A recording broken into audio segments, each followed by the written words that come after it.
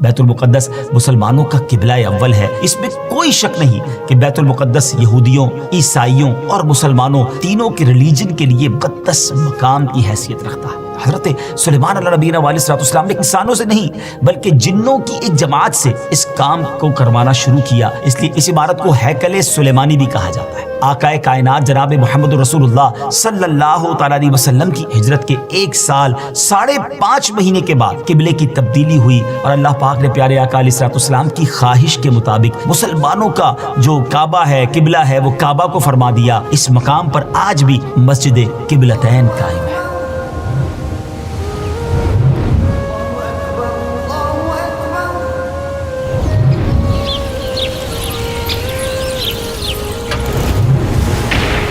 السلام علیکم ورحمۃ اللہ وبرکاتہ۔ ویورز کیسے ہیں آپ؟ سب ٹھیک ہیں؟ ایک بار پھر قیامت کی نشانیاں ایپیسوڈ لے کر حاضر ہیں، اور آج کی ایپیسوڈ بڑی امیزنگ ہے۔ ایک ایسا تفصیلی واقعہ ہے کہ جب اس کو سنتے ہیں، پڑھتے ہیں تو ایمان تازہ ہو جاتا ہے۔ یاد رہے کہ اللہ پاک کے آخری نبی جناب محمد عربی صلی اللہ تعالی علیہ وسلم نے غیب کی خبر دیتے ہوئے اپنی امت سے ارشاد فرمایا کہ قیامت سے پہلے 6 چیزیں گن کر رکھو۔ نمبر 1 میری وفات، نمبر 2 بیت المقدس کی فتح، نمبر 3 پھر طاعون کی وبا جو بکریوں کی گٹلیوں کی طرح تمہارے اندر شروع ہو جائے گی، نمبر 4 اس قدر مال کی کثرت ہو جائے گی کہ کسی آدمی کو 100 دینار دینے پر بھی وہ خوش نہیں ہوگا، نمبر 5 ایک ایسا فتنہ اٹھے گا کہ عرب کا کوئی گھر باقی نہیں رہے گا جس پہ فتنہ داخل نہ ہوا ہو، نمبر 6 تمہارے اور رومیوں کے درمیان ایک سلو ہوگی اور رومی عہد شکنی کریں گے اور وہ 80 جھنڈے لے کر تمہارے اوپر حملہ آور ہوں گے اور ہر جھنڈے کے نیچے 12,000 فوج ہوگی۔ یہ 6 نشانیاں نبی پاک صلی اللہ تعالی علیہ وسلم نے تفصیل کے ساتھ قیامت کی نشانیوں کے بارے میں بیان کی۔ اس حدیث پاک میں جو دوسری نشانی بیان کی گئی یعنی بیت المقدس کی فتح، اس بارے میں آج کی ہماری ایپیسوڈ ہوگی۔ یہ تو آپ نے سن ہی لیا کہ حدیث پاک میں اسے قیامت کی نشانی کے طور پر فرمایا گیا ہے۔ اس بارے میں مزید بات کرنے سے پہلے آئیے پہلے ذرا بیت المقدس کے بارے میں کچھ سنتے ہیں کہ یہ کس جگہ کو کہا جاتا ہے اور اس کی تاریخ کیا ہے۔ بیت المقدس مسلمانوں کا قبلہ اول ہے۔ یہ فلسطین کے شہر القدس میں واقع ہے۔ بعض نے اس شہر کو بھی بیت المقدس کہا ہے۔ بیت المقدس کی تاریخ دیکھیں تو اس میں کوئی شک نہیں کہ بیت المقدس یہودیوں، عیسائیوں اور مسلمانوں تینوں کے ادیان یعنی تینوں کے ریلیجن کے لیے مقدس مقام کی حیثیت رکھتا ہے۔ اس کو القدس کا نام کیوں دیا گیا؟ اس کے بارے میں حکیم الامت مفتی احمد یار خان نعیمی رحمۃ اللہ تعالی لکھتے ہیں کہ چونکہ اس زمین میں حضرات انبیاء کے مزارات بہت ہیں، اس لیے اسے قدس کہا جاتا ہے۔ زمین کا یہ ٹکڑا انبیاء اور صلحاء یعنی نیک لوگوں کا مرکز رہا ہے۔ حضرت سیدنا سلیمان علیہ نبینا علیہ الصلوۃ والسلام کا مزار مبارک اور عالم اسلام کی مشہور و معروف مسجد اقصی بھی اسی شہر میں واقع ہے۔ رہی یہ بات کہ اس کا سنگ بنیاد کب رکھا گیا، تو اس بارے میں یہ کہا جاتا ہے کہ کعبہ معظمہ کی بنیاد ڈالنے کے 40 سال بعد سیدنا آدم علیہ نبینا علیہ الصلوۃ والسلام یا ان کی اولاد میں سے کسی نے اس کی بنیاد ڈالی۔ پھر اس کی تعمیر حضرت سیدنا سام بن نوح علیہ نبینا علیہ الصلوۃ والسلام نے کی۔ پھر ایک عرصے کے بعد حضرت سیدنا داؤد علیہ نبینا علیہ الصلوۃ والسلام نے بیت المقدس کی بنیاد اسی مقام پر رکھی جہاں حضرت سیدنا موسیٰ علیہ نبینا علیہ الصلوۃ والسلام کا خیمہ نصب کیا گیا تھا۔ اس عمارت کے پورا ہونے سے قبل حضرت سیدنا داؤد علیہ نبینا علیہ الصلوۃ والسلام کی دنیا سے وفات کا وقت قریب آ گیا، تو اب آپ نے اپنے بیٹے حضرت سیدنا سلیمان علیہ نبینا علیہ الصلوۃ والسلام کو اس کو مکمل کرنے کی وصیت فرمائی۔ حضرت سلیمان علیہ نبینا علیہ الصلوۃ والسلام نے کمال کا انتظام کیا۔ آپ نے انسانوں سے نہیں بلکہ جنوں کی ایک جماعت سے اس کام کو کروانا شروع کیا۔ 1 سال کا کام باقی تھا۔ اب ذرا غور کیجئے کہ جنات تعمیر کر رہے تھے مگر آپ کے انتقال کا وقت قریب آ گیا۔ آپ نے غسل فرمایا، نئے کپڑے پہنے، خوشبو لگائی اور اس طرح تشریف لائے کہ عصا پر یعنی اپنے جو لاٹھی تھی اس پر ٹیک لگا کر کھڑے ہو گئے۔ ملک الموت حضرت اسرائیل علیہ الصلوۃ والسلام نے جن کا کام ہی روح قبض کرنا ہے، انہوں نے آپ کی روح اسی حالت میں اسی عالم میں قبض کر لی۔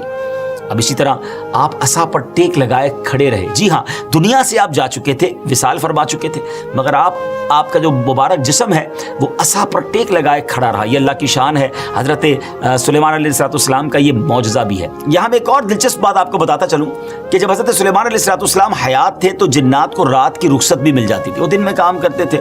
حضرت سلیمان علیہ السلام بھی آرام کرنے چلے جاتے تھے, مگر آپ چونکہ اب کھڑے ہی تھے تو اب جنات کو دن رات راؤنڈ دا کلاک کام کرنا پڑ گیا. ہر وقت وہ آپ کھڑے رہے تو آپ کو اجازت مانگتے تھے, لیکن کسی میں ہمت نہیں ہوتی تھی کہ وہ اجازت مانگنے آپ سے مانگے, تو آپ سے اجازت بھی نہیں مانگ سکتے تھے. تو جنہوں نے 4 سال تک یک لخت, جی ہاں آل دا وے, دن رات برابر کام کیا. اچھا, حضرت سلیمان علیہ السلام جو ہیں وہ عصا پر کھڑے ہیں, نہ جسم میں کوئی تبدیلی آ رہی ہے. اللہ اکبر, یہ بھی اللہ کے نبی کی شان دیکھیں. اس کی تعمیر کی تکمیل چونکہ حضرت سلیمان علیہ السلام کے زیر نگرانی ہونی تھی, اس لیے اس عمارت کو ہیکل سلیمانی بھی کہا جاتا ہے. بیت المقدس کی روشنی کا انتظام بھی نرالے انداز میں ہی کیا گیا تھا. وہ اس طرح کہ حضرت سلیمان علیہ السلام نے بیت القدس کی مسجد کو سنگ مرمر سے اور ہیروں, موتیوں اور یاقوت سے بنوایا, اور بیت المقدس کے گنبد کے سرے پر کبریت احمر, یہ سرخ گندک جی تھی, اس کا اہتمام کیا.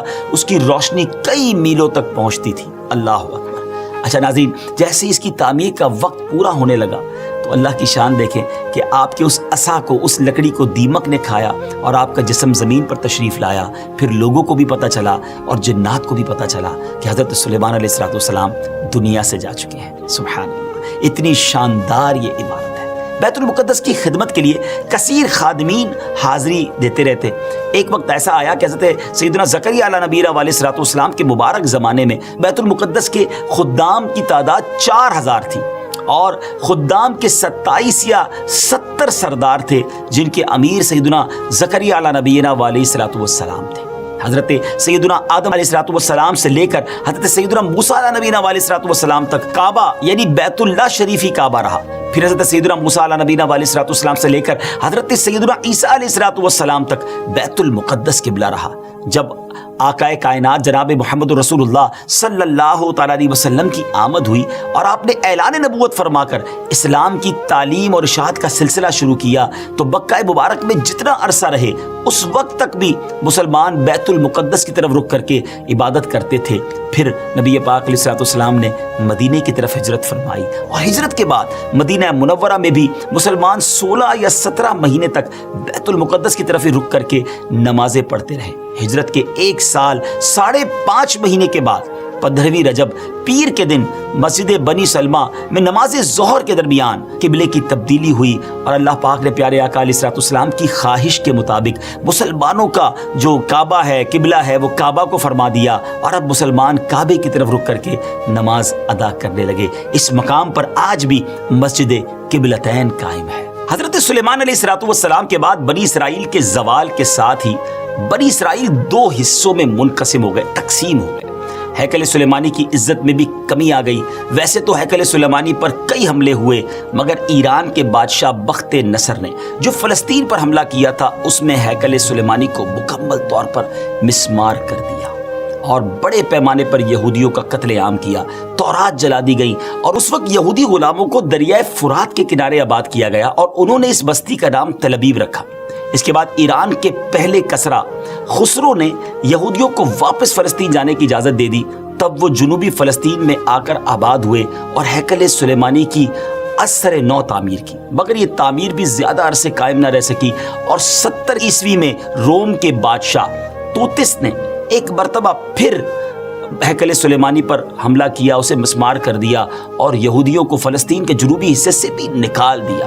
یوں فلسطین مکمل طور پر یہود سے خالی ہو گیا تھا. حضرت عمر فاروق رضی اللہ تعالیٰ عنہ کے عہد خلافت میں جب فلسطین فتح کیا گیا اس وقت وہاں عربی النسل قبائل آباد تھے. اسلامی لشکر کے سپہ سالار سیدنا ابو عبیدہ بن جراح رضی اللہ تعالیٰ عنہ نے فتح یرموک کے بعد اسلامی لشکر کے ساتھ آپ دمشق آ چکے تھے. آپ نے اپنے اصحاب سے مشورہ کیا کہ قیصاریہ روانہ ہو یا بیت المقدس. حضرت سیدنا معاذ بن جبل رضی اللہ تعالیٰ عنہ کے مشورے پر عمل کرتے ہوئے سیدنا فاروق اعظم رضی اللہ تعالیٰ عنہ کی بارگاہ میں ایک مکتوب روانہ کیا گیا, دونوں شہروں میں سے کس شہر کا انتخاب کیا جائے. سیدنا فاروق اعظم رضی اللہ تعالیٰ عنہ نے جلیل القدر صحابہ کرام علیہ رضوان سے جب مشورہ کیا تو مولا علی شیر خدا کرم اللہ تعالیٰ وجہ الکریم نے فرمایا کہ اے امیر المومنین، آپ اسلامی لشکر کو بیت المقدس کی طرف روانگی کا حکم دیں، وہ پہلے بیت المقدس کو فتح کرے پھر کیساریہ کی طرف جائیں، کیونکہ رسول پاک علیہ الصلوۃ والسلام نے پہلے مجھے بیت المقدس کی فتح اور بعد میں کیساریہ کی فتح کی خوشخبری دی تھی۔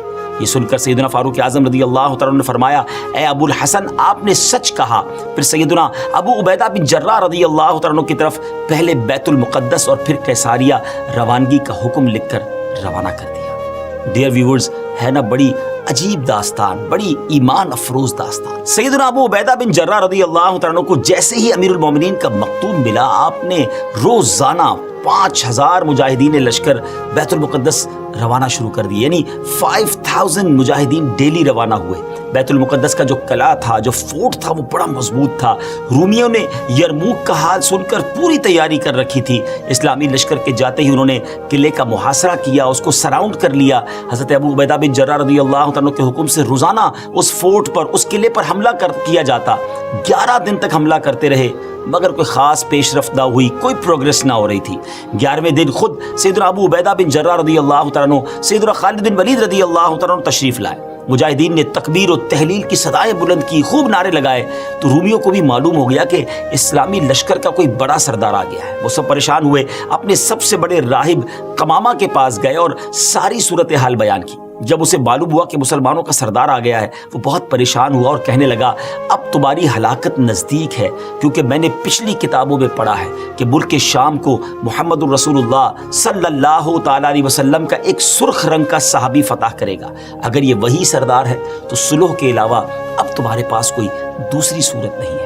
پھر وہ اسلامی لشکر کے سپہ سالار کو دیکھنے کے لیے قلعے کے دیوار پر آیا۔ سیدنا ابو عبیدہ بن جراح رضی اللہ تعالیٰ عنہ کو بلایا۔ آپ رضی اللہ تعالیٰ عنہ جب آگے گئے تو ان سے بھی وہی بات کی۔ حضرت ابو عبیدہ بن جراح نے کہا یا تو تم اسلام قبول کر لو یا جزیہ دے کر امان حاصل کر لو، پھر ہم سے جنگ کرنے کے لیے تیار ہو جاؤ۔ لیکن اس راہب قمامہ نے سیدنا ابو عبیدہ بن جراح رضی اللہ تعالیٰ عنہ کی بات کا کوئی جواب نہ دیا، فقط خاموشی سے وہ بس آپ کو دیکھتا رہا اور پھر واپس چلا گیا۔ اس نے اپنی قوم سے کہا کہ یہ وہ شخص نہیں ہے جس کے بارے میں نے کتابوں میں پڑھا ہے، لہٰذا تم ان سے جنگ کرتے رہو، یہ تمہارا بال بھی بیکا نہیں کر سکتے۔ سیدنا ابو عبیدہ بن جراح رضی اللہ تعالیٰ عنہ نے بھی وہاں سے واپس آ کر اسلامی لشکر کو جنگ کا حکم دے دیا۔ روزانہ اسلامی لشکر اس فورٹ پر، اس قلعے پر حملہ کرتا، رومی تیروں کی برسات کرتے، دونوں طرف سے جانی نقصان بھی ہوتا، سپاہی زخمی بھی ہوتے۔ لڑائی 4 ماہ تک جاری رہی۔ جی ہاں ویورز، 4 منتھ تک یہ لڑائی جاری رہی۔ اہل شہر تنگ آ گئے۔ وہ دوبارہ اپنے جو سردار تھا، جو ان کا لیڈر تھا قمامہ، اس کے پاس گئے، ساری صورتحال بیان کی۔ وہ نصرانی راہب جو تھا وہ پھر قلعے کی دیوار پر آیا اور سیدنا ابو عبیدہ بن جراح رضی اللہ تعالیٰ عنہ سے کہنے لگا کہ ہم ہر حال میں تم سے جنگ کریں گے، البتہ ہمارے شہر کو صرف ایک ہی شخص فتح کرے گا جس کے اوصاف ہماری کتابوں میں لکھے ہوئے ہیں، وہ تم نہیں ہو۔ سیدنا ابو عبیدہ بن جراح رضی اللہ تعالیٰ نے فرمایا کہ تمہاری کتابوں میں اس کے کیا اوصاف لکھے ہوئے ہیں؟ اس نے کہا وہ ہم تمہیں نہیں بتائیں گے، البتہ اسے دیکھ کر ہم فوراً پہچان لیں گے کہ یہ وہی شخص ہے۔ اگر تم اس کا نام جاننا چاہتے ہو تو ہم اس کا نام بتا سکتے ہیں۔ اللہ اکبر، ان کی کتابوں میں اس صحابی کا نام بھی موجود تھا۔ آپ رضی اللہ تعالیٰ نے فرمایا کہ ٹھیک ہے، تم اس کا نام ہی بتا دو۔ اس نصرانی راہب نے کہا کہ جو شخص ہمارے اس شہر کو فتح کرے گا وہ محمد الرسول اللہ صلی اللہ تعالیٰ علیہ وسلم کا صحابی ہوگا، اور اس کا نام عمر بن خطاب ہے، جو فاروق کے لقب سے مشہور ہوگا، اور وہ نہایت سخت گیر ہوگا، اللہ کے کاموں میں کسی ملامت کرنے والے کی ملامت کی پرواہ نہ کرے گا۔ سیدنا ابو عبیدہ بن جراح رضی اللہ تعالیٰ عنہ نے جیسے ہی یہ سنا تو مسکرا دی اور خوش ہو کر فرمایا فتحنا البلد ورب الکعبہ، یعنی رب کعبہ کی قسم ہم نے اس شہر کو فتح کر لیا۔ پھر آپ اس راہب کی طرف متوجہ ہوئے اور فرمایا تم جن کا ذکر خیر کر رہے ہو وہ ہمارے خلیفہ ہیں، ہمارے نبی علیہ الصلوۃ والسلام کے جلیل القدر صحابی ہیں۔ راہب نے کہا اگر واقعی ایسی بات ہے تو تم جنگ موقوف کر دو اور انہیں یہاں بلاؤ، اگر ان میں تمام صفات وہی ہوئی جو ہمارے علم میں ہیں تو ہم ان کے لیے شہر کے دروازے بغیر جنگ کے کھول دیں گے اور ان کو جزیہ بھی ادا کریں گے۔ آپ رضی اللہ تعالیٰ عنہ نے یہ بات منظور فرما لی۔ نصرانی راہب سے گفتگو کرنے کے بعد سیدنا ابو عبیدہ رضی اللہ تعالیٰ عنہ نے جب وہ تشریف لائے اور نصرانی راہب سے ہونے والی گفتگو کی تفصیلات لشکر میں سب کو بتائی تو تمام مجاہدین خوش ہو گئے۔ ایک مکتوب جس میں تمام تفصیلات انہوں نے لکھی سیدنا عمر فاروق رضی اللہ تعالیٰ عنہ کی بارگاہ میں انہوں نے پیش کر دی، اور وہاں وہ خط بھیج دیا گیا۔ اللہ اکبر. جب یہ خط مدینہ منورہ پہنچتا ہے، حضرت سیدنا میسرہ بن مسروق رضی اللہ تعالیٰ عنہ مدینہ منورہ پہنچتے ہیں، بارگاہ فاروقی میں حاضر ہوئے، سلام عرض کیا، فرمایا خوشخبری لائے ہو؟ عرض کیا رب کعبہ کی قسم خوشخبری ہے. پھر وہ مکتوب بارگاہ فاروقی میں پیش کیا گیا. سیدنا فاروق اعظم رضی اللہ تعالیٰ عنہ نے جب مکتوب پڑھا، صحابہ کرام سے مشورہ کیا اور اس ملک شام کی طرف سفر کا ارادہ کر لیا، تیاری شروع فرما دی. امیر المومنین سیدنا فاروق اعظم رضی اللہ تعالیٰ عنہ کا بیت المقدس جب جانے کا فیصلہ ہوا، یہ خبر سن کر مدینہ منورہ میں خوشی کی لہر دوڑ گئی. اپنے سفر کا آپ آغاز فرماتے ہوئے سب سے پہلے آپ مسجد نبوی شریف میں آئے. آپ نے 4 رکعت نماز ادا کی نبی پاک علیہ الصلوۃ والسلام کی بارگاہ میں. حضرت ابوبکر صدیق رضی اللہ تعالیٰ عنہ کی بارگاہ میں سلام پیش کیا. پھر اس کے بعد حضرت عمر فاروق رضی اللہ تعالیٰ عنہ نے اپنا سفر شروع کر دیا. مولا علی کرم اللہ تعالیٰ وجہ الکریم کو اپنا نائب مدینے میں مقرر کیا اور چند اصحاب کو ساتھ لیا اور اب ملک شام کی طرف روانہ ہو گئے. آپ رضی اللہ تعالیٰ کے سفر کی یہ نوعیت ہوتی تھی کہ نماز فجر کے بعد سفر طے فرماتے اور ظہر کے وقت کسی مقام پر ٹھہر جاتے، وہاں اپنے اصحاب کو واضح و نصیحت فرماتے، اللہ عز و جل کا خوف، عبادت کا تذکرہ، آخرت وغیرہ پر مشتمل بیان فرماتے اور اس کے بعد ستو اور کھجور وغیرہ سے اپنا لنچ کرتے تھے. کیسا سادہ کھانا تھا امیر المومنین کا. جن جن راستوں سے آپ گزرتے تھے وہاں کے لوگ اپنے مقدمات، اپنی عرضیاں لے کر آپ کے پاس آتے. قرآن و حدیث کی روشنی میں آپ ان کا فیصلہ بھی فرماتے جاتے، یہاں تک کہ ملک شام کی سرحد میں داخل ہو گئے.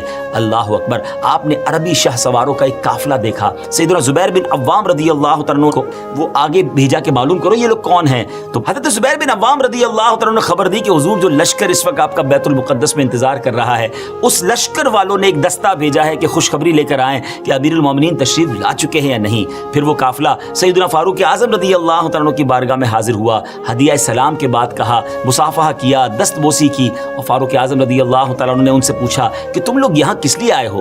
عرض کی حضور اے امیر المومنین، آپ کی تشریف آوری کے انتظار میں پورا اسلامی لشکر اپنی آنکھیں بچھائے، پلکیں بچھائے ہوئے ہے اور گردنیں اٹھا اٹھا کر لوگ مدینہ منورہ سے آنے والے راستے پر نظریں جمائے ہوئے ہیں. ہر شخص آپ کے دیدار کے لیے بے چین ہے.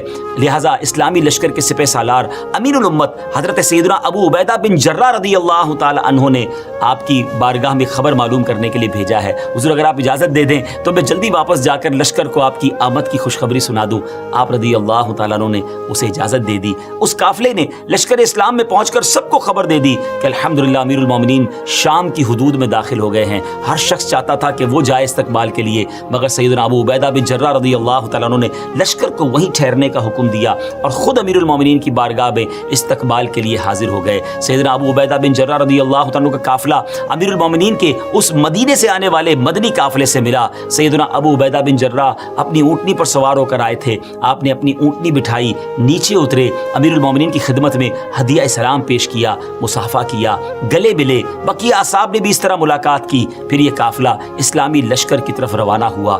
اللہ اکبر. سوچئے کیسا منظر ہوگا جب یہ قافلہ بیت المقدس پہنچا. مجاہدین نے نہایت شاندار استقبال کیا. تمام مجاہدین نے آپ سے ملاقات کی، آپ کی دست بوسی کی. پھر آپ نے ان سے نہایت فصیح و بلیغ خطبہ بھی دیا. تمام مجاہدین کو اعمال صالحہ، تقوی و پرہیزگاری وغیرہ اختیار کرنے کی نصیحت اور تنبیہ فرمائی. خطبے سے فارغ ہو کر سیدنا ابو عبیدہ بن جراح رضی اللہ تعالیٰ عنہ نے ملک شام کی جنگوں کو بالتفصیل بیان کیا، جنہیں سن کر فاروق اعظم رضی اللہ تعالیٰ عنہ کبھی روتے اور کبھی خوش ہوتے. دونوں میں گفتگو ہوتی رہی یہاں تک کہ ظہر کا وقت ہو گیا. مؤذن رسول سیدنا بلال حبشی رضی اللہ تعالیٰ عنہ، جو نبی پاک علیہ الصلوۃ والسلام کے دنیا سے پردہ فرمانے کے بعد مدینہ طیبہ سے ملک شام چلے آئے تھے، لشکر اسلام میں شامل ہو کر وہ بھی جہاد میں مصروف ہو گئے تھے.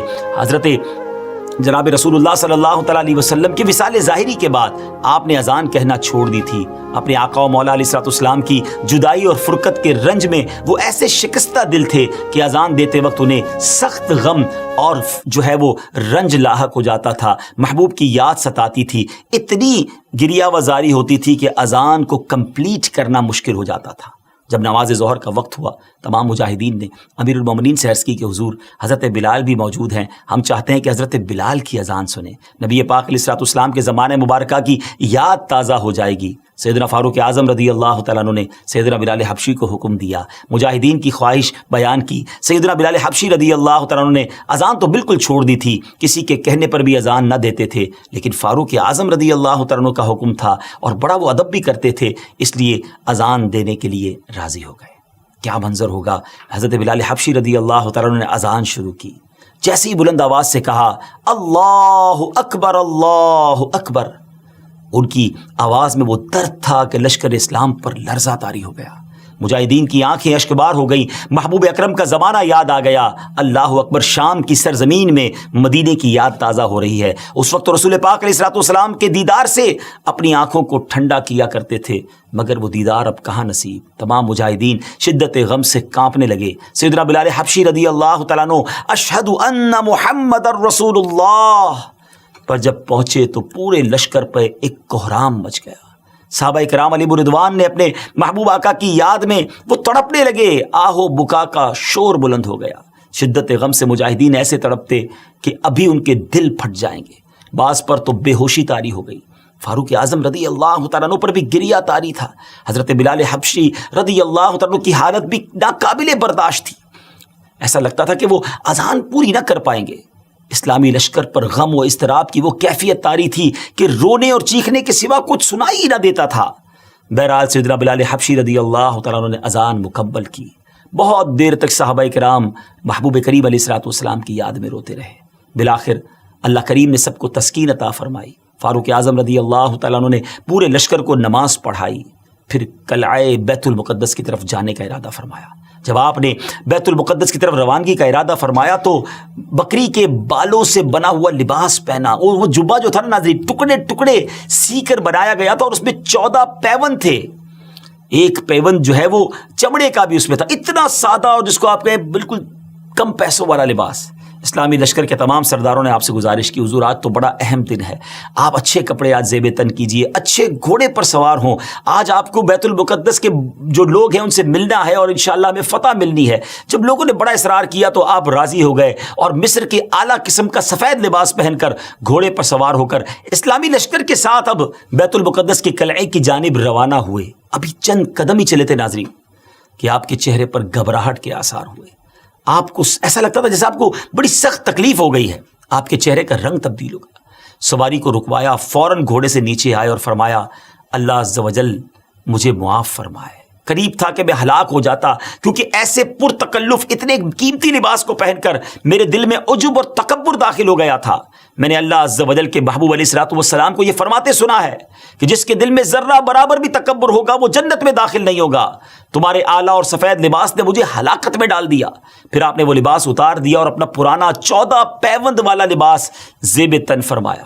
فاروق اعظم رضی اللہ تعالیٰ عنہ بیت المقدس کے قریب اب پہنچ گئے۔ ناظرین میں یہاں تھوڑی دیر کے لیے رکوں گا، غور کیجئے، یہ تھے امیر المومنین۔ آج فتح کا دن تھا، آج دوسرے لفظوں میں ریوارڈ کا دن تھا، عزت کے بڑھنے کا دن تھا، پھر بھی عاجزی ہے، پھر بھی خوف خدا ہے، پھر بھی نبی پاک کی یاد ہے، یاد رسول میں آنسو بھی بہے، نمازیں بھی پڑھی گئیں، بیان بھی کیا گیا، اللہ کی یاد بھی دلائی گئی، خوف بھی دلایا گیا اور اپنے آپ کو تکبر سے بچایا بھی گیا۔ یہ ہم سب کے لیے کتنا بڑا درس ہے۔ جن کو اللہ نے نوازا ہے، اگر اللہ نے دنیا کی نعمتیں دی ہیں تو اس کا مطلب یہ نہیں کہ تکبر کیا جائے اور ان خوشیوں میں کھو جایا جائے۔ آج معاملہ یہ ہے ناظرین کہ جس کے گھر میں خوشی ہوتی ہے، جس کو کوئی سیلیبریشن ملتی ہے، وہ اس کے ساتھ ہی نافرمانی اللہ کی شروع کر دیتا ہے۔ ایسا لگتا ہے کہ ہماری خوشی اور اللہ کی نافرمانی یہ لازم و ملزوم ہو گئی ہے۔ اچھا خاصا نیک نمازی بھی ہوتا ہے، اگر اس کے گھر میں جب خوشی کا موقع آتا ہے تو وہ کچھ ہوتا ہے جو بیان نہیں کیا جا سکتا۔ یہ بہت بڑی بے وقوفی ہے ناظرین کہ اللہ کریم خوشیاں عطا فرمائے اور ہم اسی کی نافرمانی کریں۔ ایسا نہ کیا کریں۔ جب رب کی عطا ملے زیادہ شکر ادا کریں، زیادہ سجدے کریں، صدقہ کریں اور گناہوں سے بچیں۔ بہرحال فاروق اعظم رضی اللہ تعالیٰ عنہ بیت المقدس کے قلعے کے قریب پہنچے تو وہاں موجود مجاہدین نے اب تکبیر و تحلیل کی صدائیں بلند کی، خوب اللہ اکبر کے نعرے لگائے۔ جب یہ شور سنا اور بیت المقدس کے اندر جو لوگ تھے وہ حیران ہو گئے کہ جنگ تو بریک تھی، موقوف ہو گئی، کیا مسلمانوں نے پھر حملہ کر دیا؟ نصرانی راہب کمامہ نے جب وہ آوازیں سنی اور خادمین کو بھیجا کہ معلوم کرے کہ معاملہ کیا ہے، تو پتہ چلا کہ اسلامی لشکر کے سب سے بڑے سردار امیر المومنین حضرت عمر بن خطاب رضی اللہ تعالیٰ عنہ تشریف لائے ہیں۔ نصرانی راہب قلعے کی دیوار پر آیا اور اسلامی لشکر میں پیغام بھیجا کہ حضرت عمر بن خطاب رضی اللہ تعالیٰ عنہ کی زیارت اور شناخت کرنا چاہتے ہیں، انہیں قلعے کے قریب لایا جائے۔ سیدنا فاروق اعظم رضی اللہ تعالیٰ عنہ بغیر اسلحے کے اکیلے ہی قلعے کے قریب جانے لگے تو بعد میں یہ فیصلہ ہوا کہ حضرت ابو عبیدہ بن جراح رضی اللہ تعالیٰ عنہ بھی ساتھ جائیں۔ آپ اپنے اونٹ پر سوار تھے، ہاتھ میں ایک درہ تھا۔ جب دیوار کے قریب پہنچے تو اس نصرانی راہب نے آپ کو بڑے غور سے دیکھنا شروع کر دیا۔ تھوڑی دیر بعد نصرانی راہب نے کمامہ نے بلند آواز سے شور کرتے ہوئے اپنی قوم کو پکار کر کہا، خدا کی قسم یہ وہی شخص ہیں جن کی صفات ہم نے اپنی کتابوں میں پڑھی ہیں، اور ان کے ہاتھوں پر ہمارا شہر فتح ہوگا۔ پھر اس کمامہ نے اپنی قوم کو جھڑکتے ہوئے اور ڈانٹتے ہوئے کہا کہ سختی ہو تم پر، یہ کیا تاخیر ہے؟ قلعے سے جلدی اترو، ان کے پاس جاؤ، ان سے امان اور ذمہ داری حاصل کرو۔ خدا کی قسم محمد بن عبداللہ علیہ الصلوۃ والسلام کے یہ صحابی ہیں۔ جب رومیوں نے کمامہ کا فرمان سنا تو وہ جلدی جلدی قلعے کی دیوار سے اترے، شہر کے دروازے کھول دیے گئے، دوڑتے ہوئے فاروق اعظم رضی اللہ تعالیٰ کی بارگاہ میں حاضر ہوئے، صلح اور امان کی درخواست کرنے لگے۔ آپ رضی اللہ تعالیٰ نے اللہ پاک کا شکر ادا کرتے ہوئے اپنے اونٹ پر ہی سجدہ شکر ادا کیا اور پورے شہر والوں کو امن و امان اور اس کا جو پروانہ تھا وہ جاری کر دیا، عہد و پیمان ہو گئے۔ دوسرے دن آپ رضی اللہ تعالیٰ عنہ نے بعد نماز فجر عظیم و شان فتح و نصرت کے ساتھ بیت المقدس کے قلعے میں داخلہ فرمایا۔ اس کے بعد کئی 100 سال تک بیت المقدس مسلمانوں کے قبضے میں رہا۔ بعد ازاں تقریباً 11ویں صدی عیسوی میں بیت المقدس عیسائیوں کے قبضے میں چلا گیا، جسے سلطان صلاح الدین ایوبی رضی اللہ تعالیٰ عنہ نے 1187 عیسوی میں دوبارہ فتح کیا اور بیت المقدس دوبارہ مسلمانوں کے قبضے میں آ گیا، اور پہلی جنگ عظیم تک ترک عثمانیہ خلافت کے زیر انتظام رہا۔ اللہ پاک ہمیں اپنی نعمتوں کا شکر بجا لانے کی توفیق عطا فرمائے اور ہمیں پھر قبلہ اول نصیب فرمائے۔ بہرحال ناظرین، ہم نے یہ جو آج ایپیسوڈ سنی ہے بیت المقدس کی فتح، اس کا مطلب یہ ہوا کہ یہ نشانی پہلے بھی ہو چکی ہے، اور ہم اللہ سے دعا کرتے ہیں کہ ایک بار پھر ہمیں بیت المقدس مسلمانوں کا قبلہ اول نصیب فرمائے۔ تو یہ آج کی نشانی، قیامت کی نشانی جو تھی وہ ہم نے سنی، اور امید ہے کہ اس سے بہت ساری معلومات بھی ملی، ہمیں لیسن بھی ملے۔ اللہ مجھے اور آپ کو عمل کرنے کی توفیق عطا فرمائے۔ انشاءاللہ اگلے ایپیسوڈ میں ایک اور قیامت کی نشانی لے کر حاضر ہوں گے۔ ہمیں اپنی دعاؤں میں یاد رکھیے گا۔ السلام علیکم ورحمۃ اللہ وبرکاتہ۔